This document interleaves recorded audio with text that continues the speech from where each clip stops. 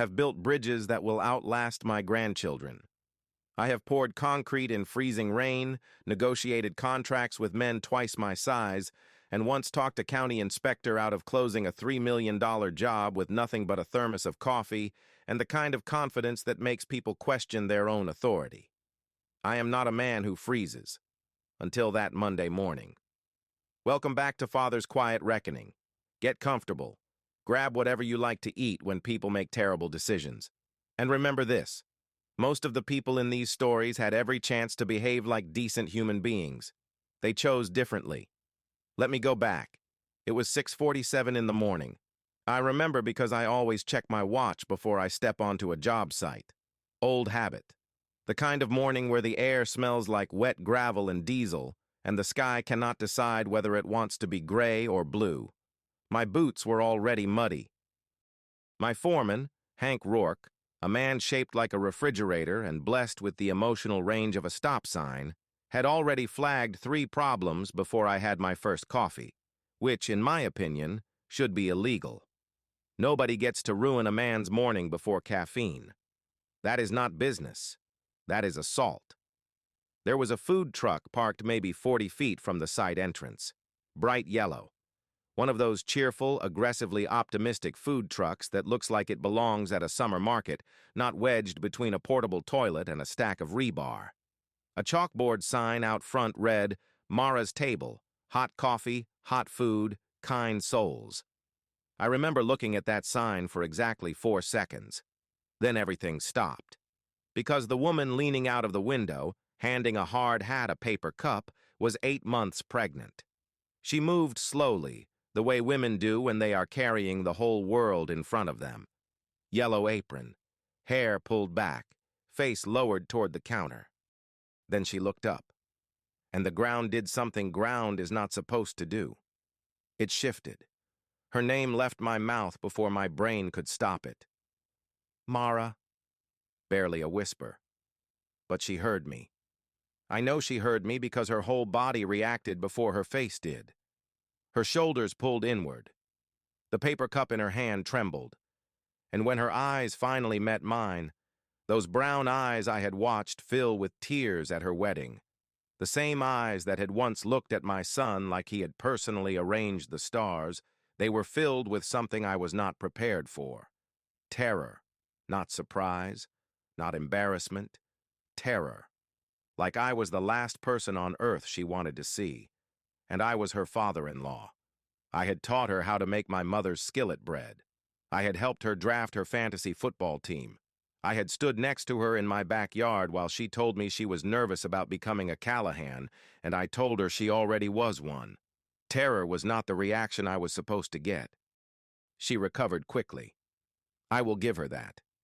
She pasted on something that tried very hard to be a smile and failed. "Victor," she said. Her voice barely held. "Hi. What are you? I didn't know you were working this site." I could say the same thing. I stepped closer to the window. "Mara, what in God's name are you doing here? You look like you're about to—" "I'm fine," she said fast. Too fast. "Completely fine. Coffee? Dark roast. I know you like dark roast." "Mara." "It's a good blend. I get it from this supplier near Briarport. Mara, look at me." She stopped. She looked at me. And whatever wall she had tried to build in the last 30 seconds collapsed. Her chin moved first. Then her eyes filled. One tear slid down her left cheek like a scout sent ahead to report back on the damage. Then she said, through a voice held together with nothing but willpower, "Please, please don't tell him I'm here." Now, you need to understand something about me. I am 61 years old. I have been married to the same woman for 34 years. I have raised one son. One son. I watched that boy become a man I was proud to claim in any room. Caleb Callahan, 6'2", sharp as a tack. Successful enough that his mother cried the day he bought his first house. The kind of son you brag about at cookouts without even realizing you are doing it. So when his pregnant wife, 8 months along, visibly exhausted, standing inside a food truck at a construction site in November, begged me not to tell my son where she was, I did what any rational, mature, emotionally intelligent father-in-law would do. I said, "I'm sorry." What? 61 years of life, and that was the best I had. Mara wiped her face with the back of her wrist and looked over my shoulder like someone might be watching. "I know how this looks," she said. "I know, but I need you to trust me right now. Victor, please, don't call him." "Mara, you have been missing for 3 months." Her mouth tightened. 3 months, I said again. "Do you have any idea what your mother has put my wife through? Elise gets calls every other day. We called hospitals. We filed reports. I know." Her voice broke. "I know, and I'm sorry. But there are things happening that I cannot explain to you right now. Not here, not like this. Please just order a coffee, walk away, and pretend you didn't see me." I stared at her. "You want me to order coffee?" "Dark roast," she said weakly. $4. "Mara, you are 8 months pregnant, working alone in a yellow food truck beside a construction site in November, and you want me to hand you $4 and walk away like I did not just find my missing daughter-in-law serving coffee between a portable toilet and a pile of steel beams." She almost laughed. Almost. There was a flicker of the old Mara in it, the one who used to laugh at my terrible jokes during Sunday dinner. Then it vanished.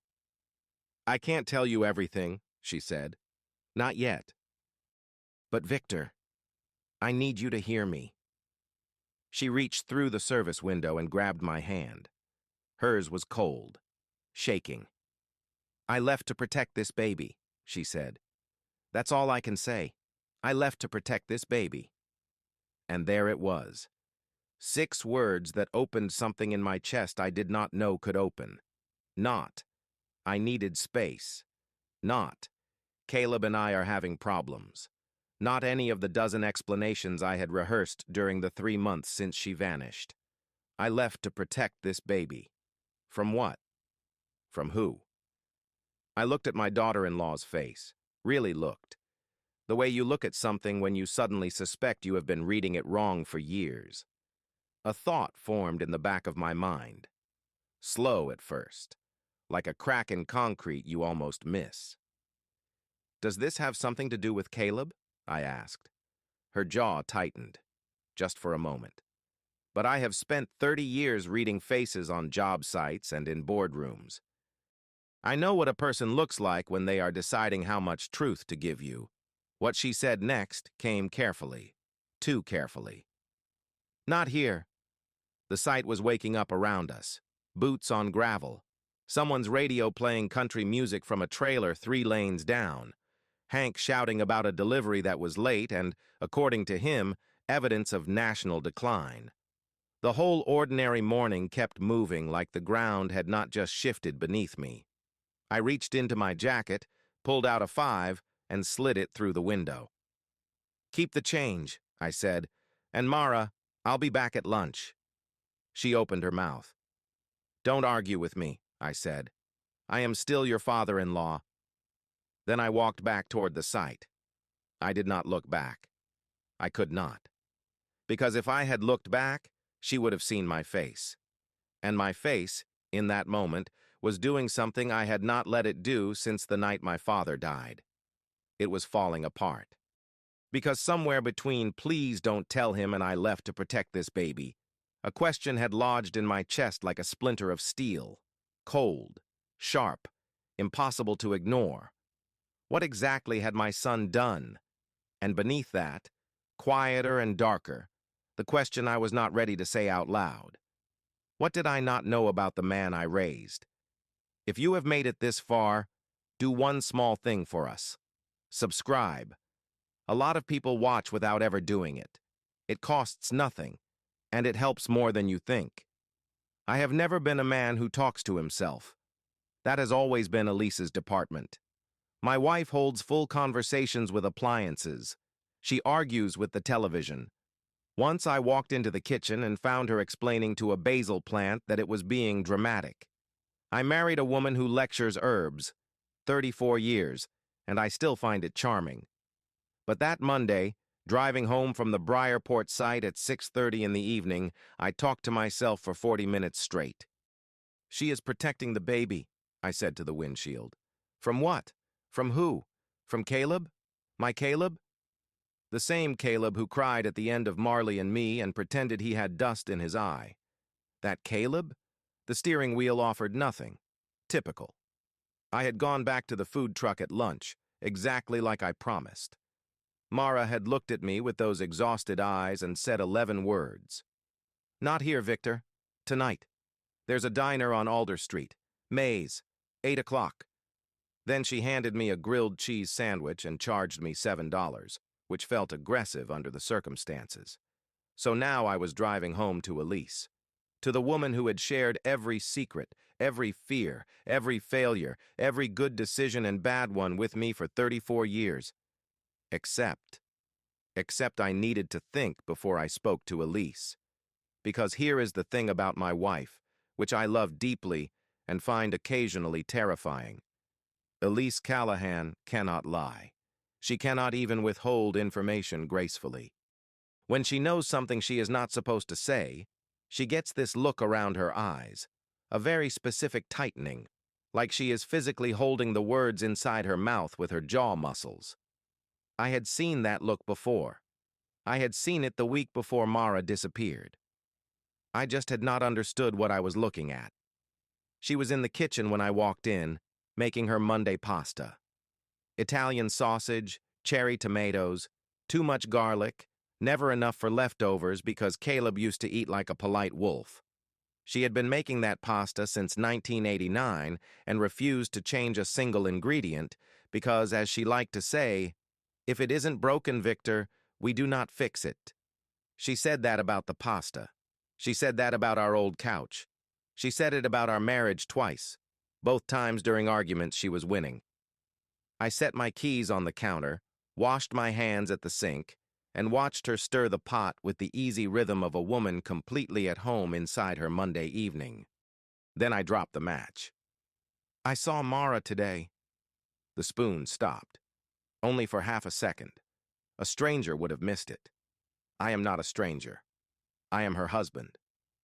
"Oh," Elise said. "Just that. Oh."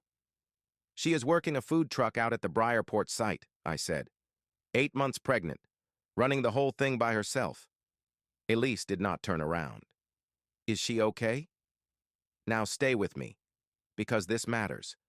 She did not say, "What?" She did not say, "Mara?" She did not say, "Where has she been?" She did not drop the spoon or turn toward me with the face of a woman receiving shocking news for the first time. She said, "Is she okay?" Like a person who already knew Mara existed somewhere in the world and was only receiving an update. I let that sit between us. Let it breathe.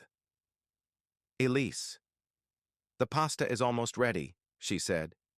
"You should sit." "Elise, look at me." She turned. There it was, the tightening around the eyes, the jaw doing its work. 34 years, and she still thought she could hide from me. I softened my voice because I know my wife. Pushing Elise too hard is like pushing a door that opens inward. You only hurt yourself. "How long have you known where she was?" She opened her mouth, closed it. "Elise." Her spoon went down on the counter carefully, the way you set something down when your hands may not be steady enough to hold it. 6 weeks, she said. The kitchen went quiet. 6 weeks. "She called me," Elise said. "She made me promise." 6 weeks, Elise. I have been calling hospitals. I have been driving past her mother's place. I called 3 of her college friends whose names I barely remembered. 6 weeks ago, while I was doing all that, you already knew she was alive. "She made me promise," Elise said, and her voice cracked down the middle. She called me from a gas station payphone, crying so hard I could barely understand her. She said, "Mom, I need you to know I'm alive, but I need you not to tell anyone." What was I supposed to do, Victor? What would you have done? The honest answer was terrible. I did not know. I pulled out a chair and sat at the kitchen table. The pasta bubbled softly behind her. The kitchen smelled like it always smelled on Mondays. Garlic, tomato, home. Everything warm and familiar and suddenly tilted 2 degrees off-center. "Does this have something to do with Caleb?" I asked. This time she did not deflect. She did not reach for the pot or check the stove or find something useful for her hands. She looked at me, and what I saw in her eyes was not guilt, not evasion, grief. The quiet grief of a woman who has been carrying something heavy for a very long time. "There are things I need to tell you," she said. "Things I should have told you years ago. But I need you to promise me something first." "What?" "Promise you will hear all of it before you react. All of it. If you react in the middle, I will lose my nerve and I will not finish." I looked at my wife, the woman who argued with plants, the woman who ironed pillowcases, the woman who made the same pasta every Monday and had known me better than any person alive. "Talk to me," I said. She folded her hands on the table, drew a long breath, and began 30 years ago. 30 years ago, when Caleb was 4, I was working on a bridge outside Grantham Bay. 11 weeks away from home. 11 weeks of phone calls, care packages, hotel beds, and missing my family so badly, it sat in my chest like a stone. 11 weeks during which my Elise had been lonelier than she ever told me. She did not dress it up. I will give her that. She told it plainly. The way you confess something you have rehearsed 1,000 times in the mirror and still cannot forgive yourself for saying. There had been a man, someone from her book club. It lasted 6 weeks. It ended before I came home. She had spent 30 years making sure it never touched our marriage, never touched our son, never touched anything she loved. I sat completely still. "Caleb," I said. It was not a question. "I don't know," Elise whispered. "I truly don't. The timing was close. It could have been either way. I have never known for certain, and for 30 years I told myself not knowing was enough, that it did not matter, that you were his father in every way that counted." "Does Mara know?" Elise closed her eyes. There it was, the missing piece, the crack I had almost missed. "She found something," Elise said. The words started coming faster now, like water through a damaged pipe. "She was going through old family medical records for the pregnancy. She is thorough. You know how thorough she is. She found an old private lab report, a paternity test I ordered years ago." I looked down at my hands. "The result was inconclusive," Elise said. "But the fact that it existed at all. Victor, she is smart. She put it together. She confronted me 3 months ago, and I could not lie to her face." "So she has been out there," I said, 8 months pregnant, carrying this. She did not want to tell Caleb without knowing the truth. She said she refused to destroy his entire identity over an inconclusive test. She said she needed to protect the baby from being born into chaos, into a family crisis. She wanted answers first. And you have been helping her. I have been sending her money every 2 weeks through her mother." I stood slowly, walked to the window over the sink, looked out at the backyard, at the maple tree I planted the year Caleb started kindergarten. The tire swing still hung from it, mostly decorative now, stubbornly refusing to rot. I thought about my son, my Caleb, 6'2", sharp as a tack, cried at Marley and me. I thought about the night he was born, the weight of him in my arms. The first time I looked at that small face and thought, that one is mine. And then I thought the only question that mattered. "Does it change anything?" I asked the window. "If the answer comes back wrong, does it change one single day of 30 years? Behind me, Elise's voice was small. "That is what I have been asking myself for 3 decades. I turned around. "What time is it?" She blinked. "Almost 7:30. Why?" I reached for my keys. Because I have a meeting at May's Diner on Alder Street at 8, and I think it is time we got answers. Victor, get your coat, Elise. She looked at me. Relief moved across her face. Terror, too. Love. Guilt. All of it tangled together in that way only 34 years can make possible. She got her coat. We drove to May's in silence. Not the bad kind. Not the cold, weaponized silence of a marriage in trouble. The kind of silence that exists between two people who have said the hardest thing and are now simply breathing through it together. Side by side. The way we had always done everything. Somewhere on Alder Street, I reached across the console and put my hand over hers. She turned her palm up and held on. I thought about Mara sitting alone in that yellow food truck for 3 months. 8 months pregnant. Guarding a secret large enough to swallow a family whole. Waiting for someone to find her. Waiting for someone to walk up to that window and force the conversation she could not begin herself. I thought about all the construction sites in all the city. All the mornings. All the food trucks. Maybe the ground had not shifted that morning. Maybe it had been shifting for 30 years, and I had only just felt it. May's Diner came into view. Yellow lights spilled onto the dark street. Through the window in a corner booth, I saw a yellow apron and a woman sitting very still, waiting. "Whatever happens in there," I said, "we go in together." Elise squeezed my hand. Together. I parked the truck, turned off the engine, and we went inside. If you have been listening for a while and want stories like this to keep coming, hit the like button and subscribe. It is small to you, but it keeps the lights on for stories like this one. I have learned 3 things about diners in my life.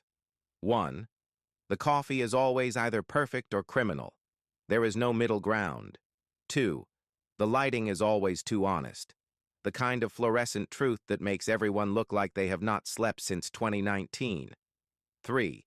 More real conversations happen in corner booths than in courtrooms, churches, or offices with leather chairs. Something about vinyl seats and laminated menus makes people tell the truth. Maybe it is the pie. May's Diner smelled like bacon grease, coffee, and something cinnamon turning slowly in a glass case by the register.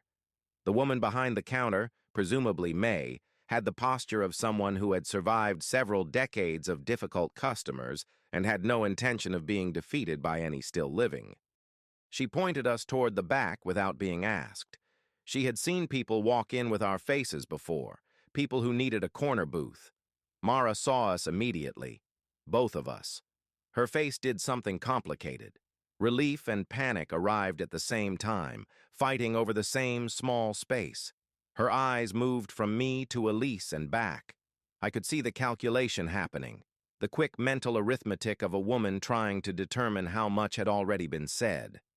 I slid into the booth across from her. Before she could speak, I said, "She told me. All of it." Mara looked at Elise. "Mom." Elise reached across the table and covered Mara's hand with both of hers. "I know, baby," she said, "but we could not keep doing this. You are 8 months pregnant and sitting alone in a diner. That is not how this family works." Mara looked down. "This family is built on a secret." A waitress, maybe 17 and unbothered in the way only diner teenagers can be, appeared and asked whether we wanted coffee. All 3 of us said yes at the same time with an urgency that probably concerned her. She brought 3 cups, then poured one for herself behind the counter. Good instincts.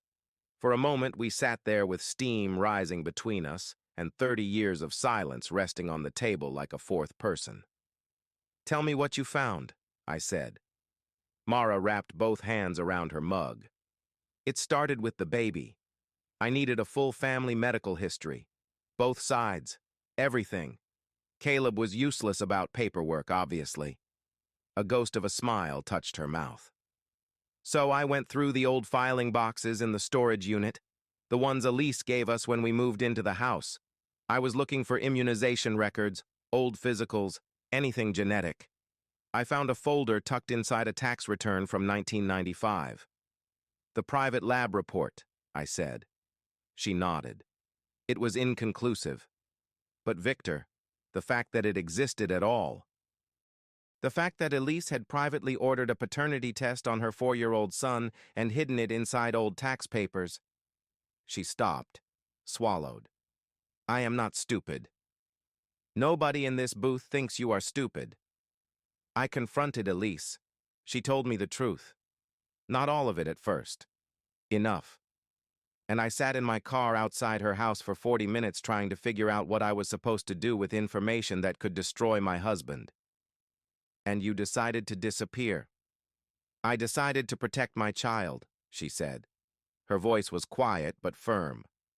I was not bringing a baby into a home where I was sitting on a bomb that size. One wrong moment, one bad day, one argument where it slipped out, and Caleb's entire identity would detonate. I could not do that without knowing the truth first. So what have you been doing for 3 months? She lifted her chin. I found a doctor willing to arrange a non-invasive prenatal paternity test. It takes fetal DNA from my blood and compares it to potential family markers.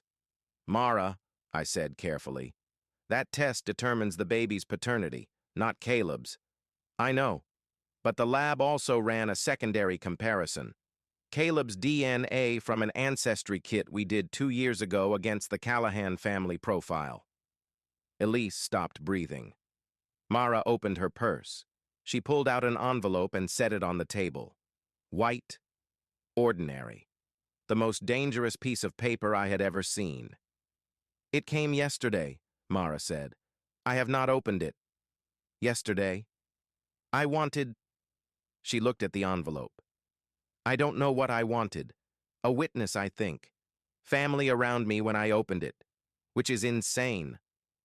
I looked at the envelope, then at my wife, then at my daughter-in-law.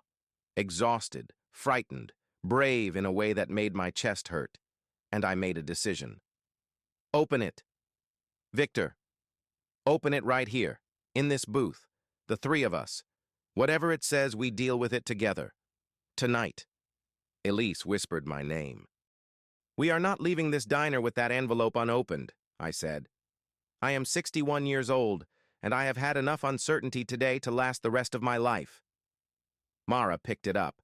Her hands shook. I reached across and steadied them with mine. Just for a second. Just enough. Then I let go. She deserved to do it herself. The paper unfolded. Her eyes moved across the page. I watched her face.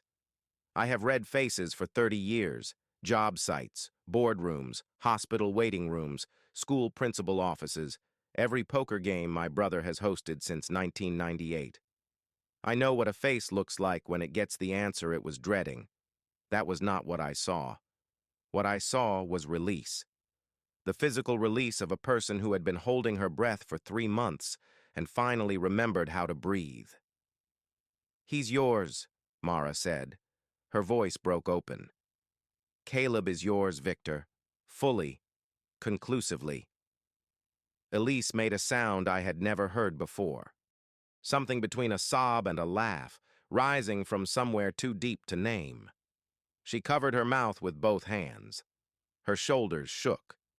I sat very still. 30 years of a question I had not known I was carrying. Answered in a vinyl booth at May's Diner on a Monday night over 3 cups of coffee. Of course he is, I said. Not because blood mattered most. Because somehow, in that moment, it mattered less than everything else. We stayed in that booth for 2 more hours. We talked. Really talked. The way families talk when the performance is over and there is nothing left to protect. Elise told Mara everything. Not the edited version. Not the version wrapped in shame and trimmed for survival. The whole ugly, human, complicated truth. Mara listened. And I watched 2 women I loved more than I was comfortable admitting navigate something most families would have let destroy them. By the time we left, May's was nearly empty. The teenage waitress had gone home. The woman behind the counter, definitely May, wiped down the counter and pretended not to have heard a single word of our entire evening. I respected that enormously. I left a tip large enough to communicate sincere gratitude. May glanced at it and said, "Good pie." I looked at her. She shrugged. "Honey, you were not here for the pie." "Fair enough. Now I know what you are thinking. What about Caleb? Does he ever find out?" "Yes, just not the way any of us planned." 3 days after the diner, Mara agreed to come home. Not to the house she shared with Caleb. Not yet. 2 hours. Elise set up the guest room, bought enough pregnancy pillows to supply a small hospital, and began cooking for Mara with an intensity that could only be described as maternal guilt in casserole form. Caleb, my son, my conclusively biological son, had no idea any of this was happening until Thursday morning. He showed up at our front door holding a coffee and wearing work clothes, looking like a man who had not slept well in 3 months. Which was fair. "Dad," he said, "have you... I don't know. I got this feeling. Is Mom home?" I stepped aside. "Come in, son." He walked into the living room. Stopped. Mara was sitting on the couch in yellow socks, surrounded by pillows, eating cereal from one of Elise's good bowls. She looked up. He looked at her. And Caleb Callahan, 6'2", sharp as a tack, successful enough to make his mother cry, sat down on the floor. Not the chair, not the couch, the floor, as if his legs had resigned from service. "Mara," he whispered. "Hi," she said. "You're here." His eyes dropped to her stomach, round and impossible to ignore. "Is the baby okay?" Not "where have you been?" Not "how could you leave?" Not "do you know what these 3 months have done to me?" Is the baby okay? Mara's face softened and broke at the same time. "The baby is perfect," she said. I looked at Elise. She was already crying silently. The good kind. We left them there. Elise and I went to the kitchen, made coffee we did not need, and found 100 small tasks to occupy our hands. We let our son and his wife sit in our living room and begin the long, painful, necessary work of telling each other the truth. All of it. Here is where the revenge comes in. Because you have been patient. About 3 weeks after Mara came home, once things had started, slowly and carefully, to find their footing again, a name surfaced that I had not heard in 30 years. The man from the book club. His name does not matter. Let us call him Arthur Voss. What matters is that he was alive, comfortable, semi-retired, living 40 minutes outside Kingsmere, and apparently still regarded by people who did not know better as a respectable community man. For 30 years, his 6-week catastrophe had sat like unexploded ordnance inside someone else's family. He found out it was no longer buried. Not from me, not from Elise, from Mara. Because Mara, my daughter-in-law, who had spent 3 months alone in a yellow food truck protecting a family that did not fully understand it needed protecting, had spent some of those same 3 months doing research. Quietly, methodically. She found him. She confirmed dates. She collected what could be collected. Then she sent a precise, completely legal letter to his current wife, his adult children, and, my personal favorite, the Kingsmere Heritage Council, where he sat as a respected board member. The letter contained no accusations, no theatrics, no demands, only questions, specific questions, pointed questions, chronologically accurate questions that only a man with something to hide would struggle to answer. When Mara told me, I tried very hard to keep my expression neutral. "That was thorough," I said. She folded a baby blanket and did not look up. "I had a lot of time in that food truck." "Apparently." "He owed 30 years of consequences," she said. "I simply helped them find the address." I looked at her then. This extraordinary, complicated, ferociously intelligent woman who had walked into our family 5 years earlier and quietly become its backbone without any of us noticing. "Caleb does not deserve you," I said. "I know," she said, "but I love him anyway." "That is generous of you." "I am aware." The baby came on a Friday morning 6 weeks later. A girl, 7 pounds, 4 ounces. furious about being born, which Elise insisted was a Callahan trait, and I chose to take as a compliment. They named her Nora. I held her in the hospital room while Caleb filled out paperwork, because some things are genetic and his relationship with forms is apparently my fault. Mara watched me from the bed with tired eyes and an expression I could not quite name. I looked down at Nora and whispered, so only she could hear.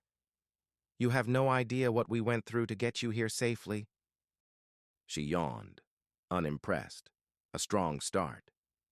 "Welcome to the family, Nora Callahan," I said. And I held on. I have built bridges. I have built parking structures, retaining walls, warehouses, schools, and once a municipal annex so ugly even the mayor apologized during the ribbon cutting.